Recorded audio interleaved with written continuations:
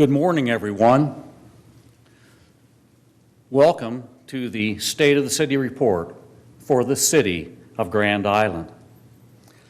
When Dwight Eisenhower was elected president, he faced the daunting task of getting America on a solid financial footing after the huge spending required to win World War II.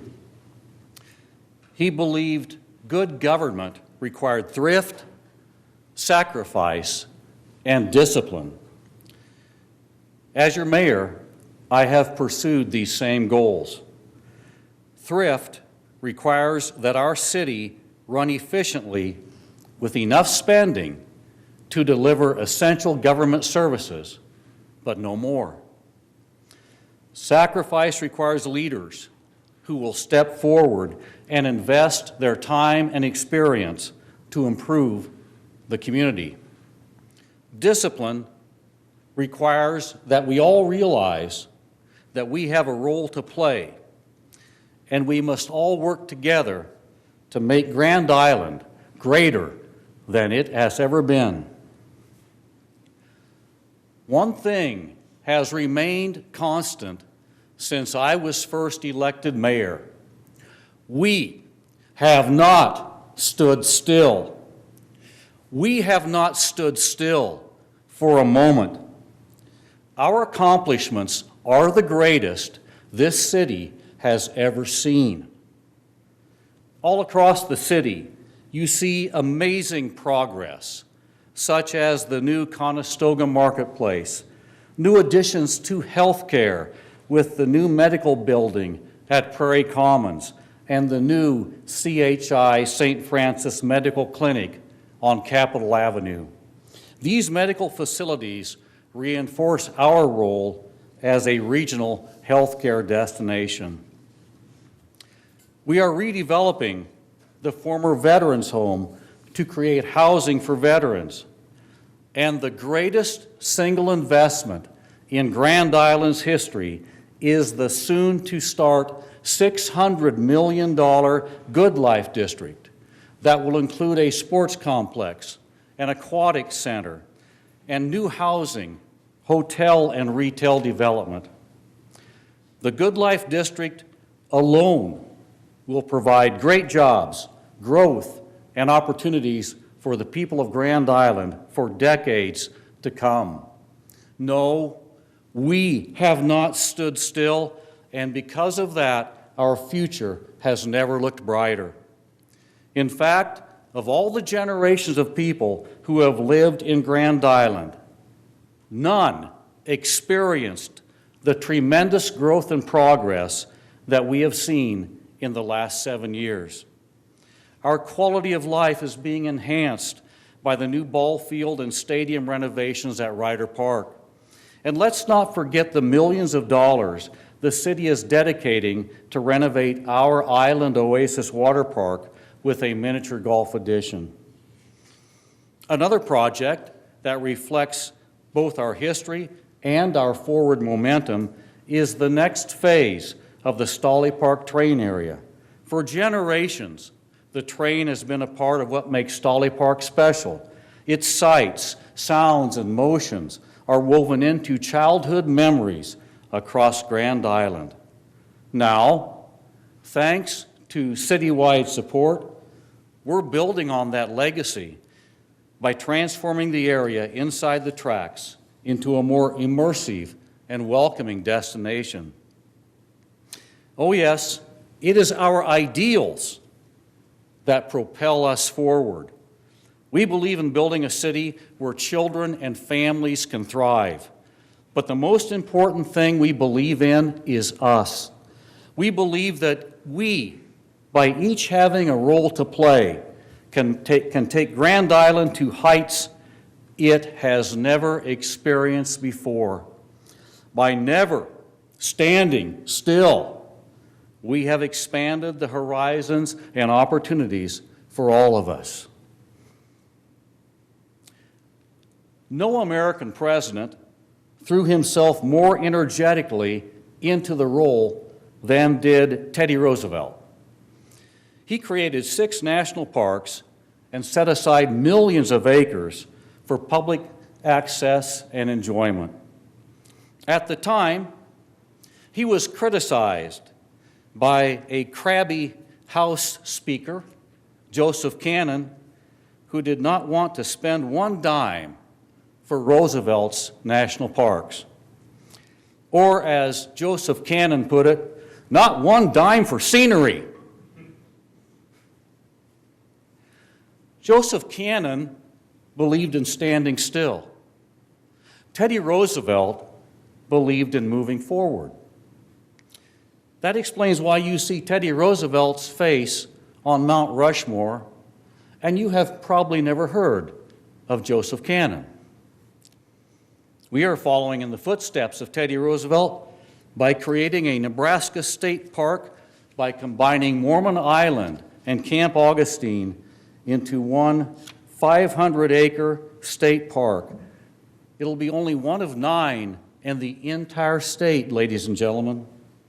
Of all the things we have done, nothing will put us on the map like a Nebraska state park on our doorstep. Nothing will draw visitors and tourism to Grand Island like our state park. What a great victory this is for Grand Island to have a Nebraska state park. All of the things I have described keep Grand Island's economic engine humming along. We have diversified our economy to give the city a steady stream of revenue. We have increased the city's financial strength to allow us to invest confidently in the future. And the amount of money that we take in property taxes from you has remained flat for 7 years. Let me repeat that for those who do not like property taxes. The amount we ask from the taxpayers here at the city has remained the same for 7 years. But we must keep moving forward. We cannot and we will not stand still. My immediate focus is now on the needs of city government. City tax revenues must be used to provide city services. The city's supreme obligation to its citizens is to deliver fundamental services as its top priority. As the city grows, the need for police, fire and ambulance services, recreational facilities, and infrastructure, such as streets, water, and sanitary sewers, also grow. And I would mention, too, another fundamental service we provide is the library. I am proposing right now that our library needs a bookmobile. I believe strongly in this, ladies and gentlemen. We have a wonderful library, but we are a very large city. We do not have any branches. We have one library. I can tell you right now that because children cannot drive, that because some people have limited access to transportation, that there are people, especially children in our town, who will never see the inside of our library. That is why we need a bookmobile, and I'm suggesting we get one. I talked to our library director, Celine Swan. I said, which is more useful, a library annex or a bookmobile? And she said a bookmobile because she can access more areas of the city that are underserved than can an annex. And I would just point out the fact that many years ago, when Grand Island was much smaller, we had a bookmobile. Here's why it's important. Here's why it's important. One of the greatest obligations we have is to help enrich the lives and opportunities of our citizens, especially our children. Governor Pillen speaks about Nebraska having a brain drain, as does the University of Nebraska, as did former Governor, drew a blank, Ricketts, as did former Governor Ricketts. They have all pointed out that Nebraska has a brain drain, and I can tell you why. We're not doing a good job of making Nebraska attractive to children and families. They find reasons to go elsewhere. I want to get our young people off to the best start we can so that they know we invest in our future. That's why I'm proposing this expenditure for a bookmobile. And ladies and gentlemen, if you're a parent, if you're an educator, if you're just a citizen, I'd like to hear your feedback. I'd like to know if you're supportive of this idea. I think you should be. So, my priority right now is to analyze the number of city employees needed to ensure that we can deliver the city services that you pay for and deserve. I will present my full request for city employees at the retreat scheduled for February 21 at 8:30 in the morning here at City Hall. I encourage you to attend our retreat. Out of the gate, I am proposing that we add 3 more police officers to keep our city safe, as well as 3 more firefighter paramedics to make sure that our staffing is always at the optimal level. It's vital for the city to ensure that we have the right number of staffing to follow up on the promise that the needs of our citizens are met in a timely and professional fashion. Public safety is always my priority. We made substantial investments in the Grand Island Fire Department with a new fire station number 3 and a new ladder truck. And all this is based upon our momentum supported by the administration always practicing conservative budgeting with strong financial policies and disciplined long-term planning.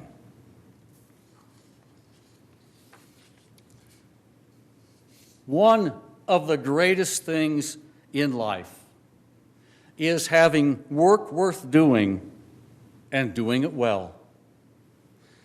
I would also add, it is having great city employees who share in that belief. I am also grateful to the citizens of Grand Island for supporting all of our efforts that we have made to rise Grand Island to greater heights. We're building upon our momentum with intention and purpose.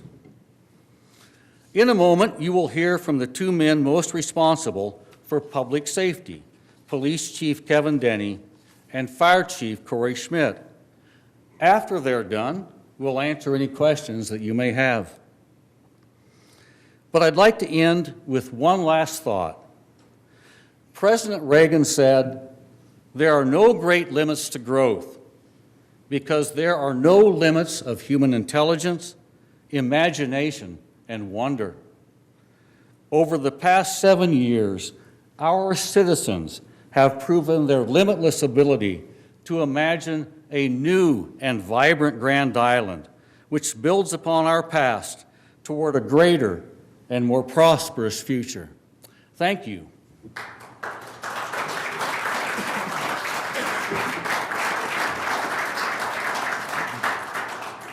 Thank you, ladies and gentlemen. As previously mentioned, I've asked both our police and fire chiefs to join me this morning to report on their respective departments. First, please help me welcome Grand Island Police Chief Kevin Denny.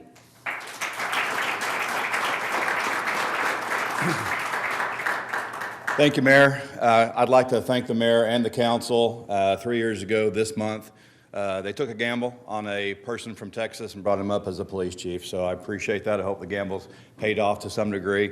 It's been a great reward, both for me personally, career-wise, and for my family. So I've never had a regret from any day up here, and it's been a challenge. 3 years ago, we were dealing with staffing shortages. We were coming out of COVID, digging ourselves out of COVID, along with a lot of national negative media press regarding policing. And so we had never dealt with the attrition rates this police department and others in the area had dealt with at the time that I got to come on board.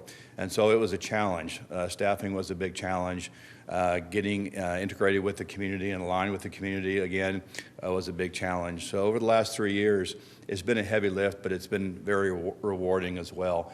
Basically, what we did is go back to our 4 key pillars and deal with crime and quality of life issues. So our 4 pillars that we've dealt with is visible patrol, is evidence-based policing, putting resources where we think crime is going to happen, along with aligning with the community in a positive way and intentionally going where our community is and reaching out to them.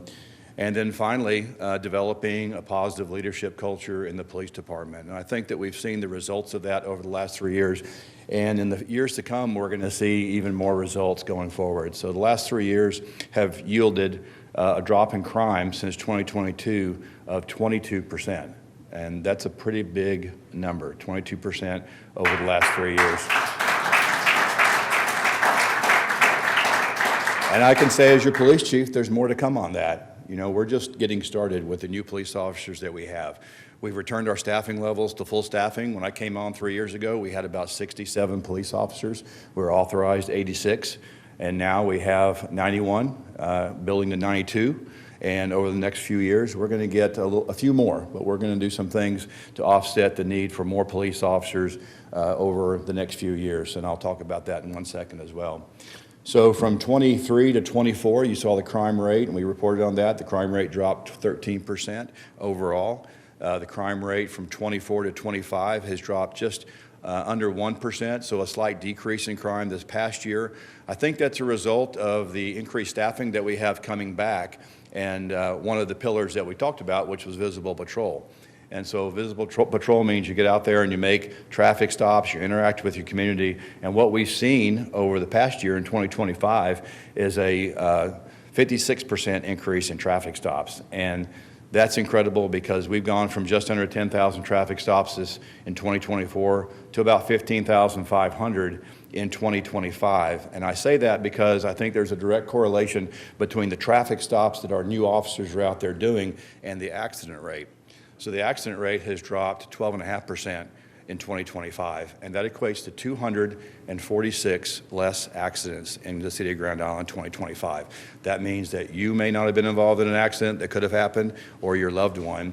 If you look at the recent NDOT figures for what a cost of a minor, even a minor traffic accident costs, that 246 accidents equates to at least $5 million in savings that this community did not spend on damaged vehicles and damaged people, injured people.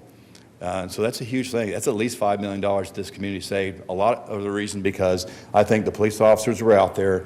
The community got to see red and blue lights, more red and blue lights, making traffic stops. People decided not to run a traffic stop sign or a traffic light, or maybe to go the speed limit in the school zone. And that's going to happen going forward because some of the things that we're looking at, 3 main things that we're looking at in the police department going forward is leveraging technology to reduce our ask for full-time police officers. We're going to look at things that monitor areas 24/7, playgrounds, parks, things like that. We're also going to look at a dedicated traffic unit because we've seen the results of what traffic stops do, and patrol generally is going to get out there and make traffic stops, but that's not their primary function. So we really need, in a city this size, an element that can go out there and make traffic stops in school zones, high accident areas, and also deliver traffic education to the schools. And that's a big part of it, is educating those up-and-coming drivers in our school systems. And the final thing that we're going to do is we're going to look at dealing with, in a specific way, our prolific offenders that are in this community. We have prolific offenders that are in every community, but what we're going to do is we're going to make sure that those prolific offenders are not welcome here if they're committing crimes. And we're going to make sure that we arrest them and we put them in jail and we help our county attorney prosecute them. So going forward, those are going to be our 3 main tenets as a police department. We've come a long way in the last 3 years with regard to staffing, with regard to leadership, with regard to alignment with our community, and it's been a terrific journey the last 3 years. But we're only getting started. The next 3 years are going to be tremendous with regard to the police department. This is the best police department in the state of Nebraska, and we will continue to serve our community in the best way that we can, as most efficiently and effectively as we can with the resources that we have. Thank you very much.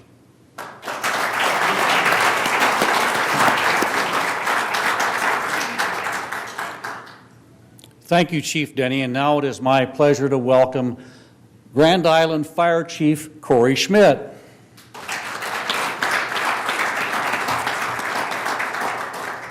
Well, thank you, Mayor Steele, for your leadership and support of public safety here in town. I really value this opportunity to speak with you all today. Before I talk about the Grand Island Fire Department, which is one of my favorite topics, I do want to say to Mayor Roger Steele, that was a very impressive list of accomplishments. I've been here nearly 30 years, and I can't remember a time of growth and opportunity such as that we've seen the last few years, so it's just amazing. Talking with my wife about this opportunity to address everyone, she said, don't forget to mention Target and the downtown festoon lighting. She loves those, and that took place the last few years, and that kind of goes to the point where everyone has their thing, and we've, as a city, done so many things here recently that I think we've met the needs and the desires of a lot of different people, so it's great.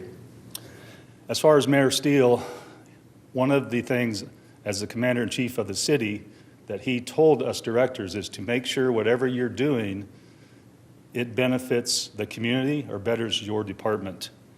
And I'm going to talk about a few projects, and I think we met his directive. First thing I want to talk about is the new fire station number 3 on South Webb Road. That fire station began as a concept in April of 2023. Fast forward to where we are today, we have a modern fire station in a final stage of construction. And that building, despite all the challenges of constructing a new fire station directly behind the old one, has remained in service during the entire construction project, which is really a testament to not only the construction crews, but the amazing men and women of the Grand Island Fire Department for being adaptable and professional.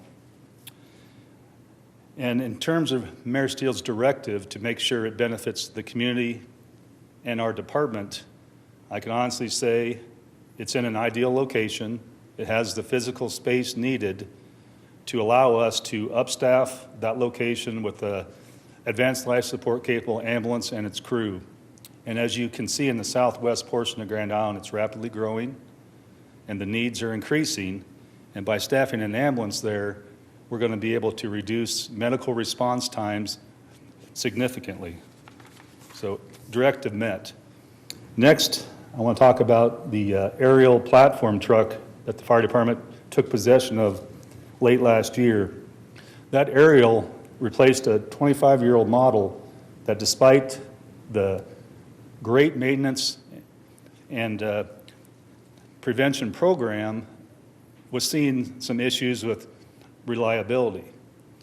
That new truck that we purchased also has greater reach and shorter setup time.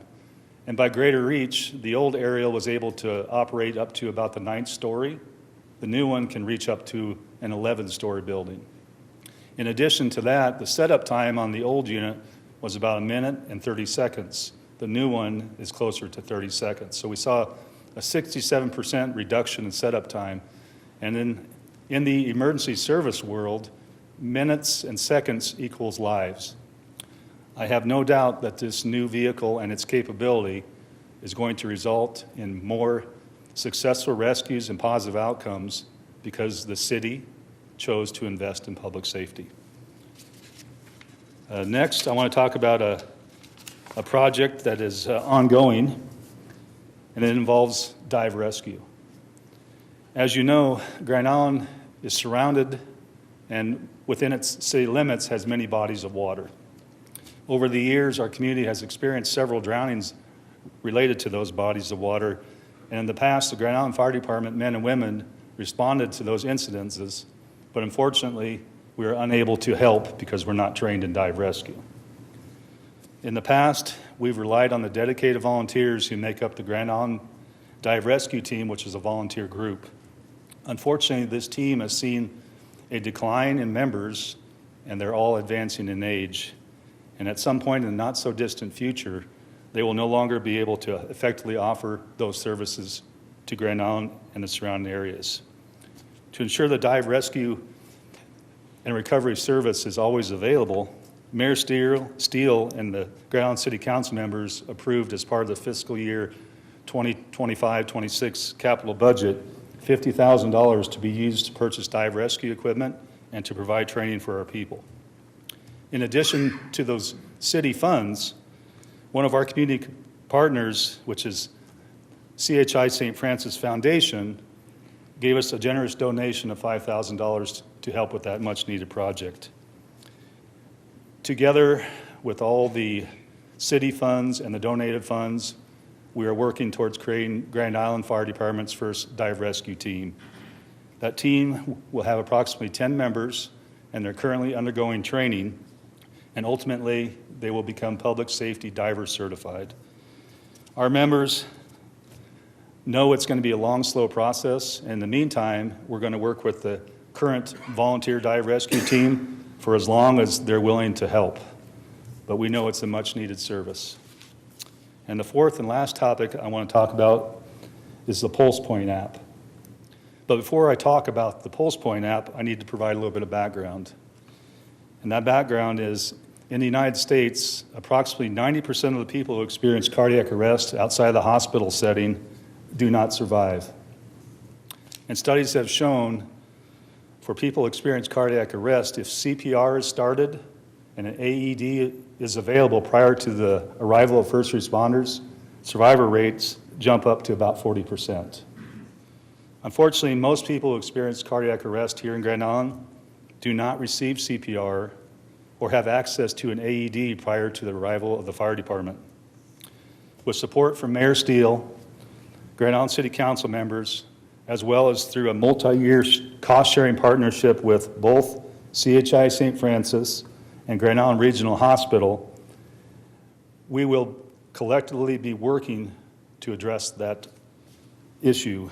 And Pulse Point is a mobile app that notifies CPR-trained residents, community members, and off-duty medical personnel that someone in their location is in cardiac arrest. It essentially leverages those people that know CPR and connects them with the person in most need who's experienced cardiac arrest. That app has an annual cost of approximately $8,000, and as I stated before, both hospitals have partnered with the Grand Island Fire Department to pay for that app. As the Grand Island Fire Department delivers CPR courses, we're encouraging people to sign up for that app, and our ongoing efforts will be to increase those that download that. We need to get more people involved in CPR, and we do have a plan moving forward. In summary, and in line with Mayor Steele's underlining theme, the fire department, like the city, hasn't been standing still. We continue to look for new, innovative, and more effective ways to provide service. And I want to take this opportunity to close and say, thank you, Mayor Steele, City Council members, and ultimately the residents of Grand Island for supporting Grand Island Fire Department. It is because of you we are a premier organization, and ultimately Grand Island is a safer community because of those investments and that support. So thank you.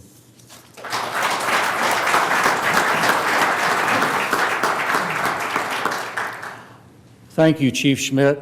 I am exceedingly proud of our Grand Island Police Department and our Grand Island Fire Department, as I am exceedingly proud of all of our city departments. One of the benefits of being mayor is getting to work with great people who are total professionals, who understand what it means to serve the people of Grand Island. And I guess if there's one theme I'd like to leave with all of us. Let's make our community inviting and prosperous and wonderful. We're making great progress to get there, but let's keep that momentum going.